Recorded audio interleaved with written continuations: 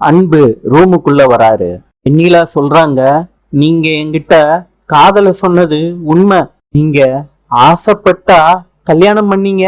வெண்ணிலா அன்ப தொட போறப்ப கண்மணி ரூம் கதவை திறந்துட்டு வர்றாங்க அழுதுகிட்டு. அன்பு சொல்றாரு, வா கண்மணி, போதும், நிறுத்துங்க. அன்பு, நீங்க பேசிக்கிட்டு இருந்தத நான் கேட்டேன் சொல்லிட்டு கண்மணி போயிடுறாங்க. அன்பு அதிர்ச்சி ஆயிடுறாரு. வெண்ணிலா இல்லாதப்ப கண்மணி அன்பு கிட்ட கேக்குறாங்க, என் தலை மேல சத்தியம் பண்ணுங்க, நீங்க வெண்ணிலாவை காதலிச்சிங்களா? ஆமான்னு அன்பு சொல்றாரு. கண்மணி அதிர்ச்சி ஆயிடுறாங்க. கோவமா அந்த ரூமை விட்டு போறாங்க. அன்பு கண்மணிய சமாதானப்படுத்த ட்ரை பண்றாரு.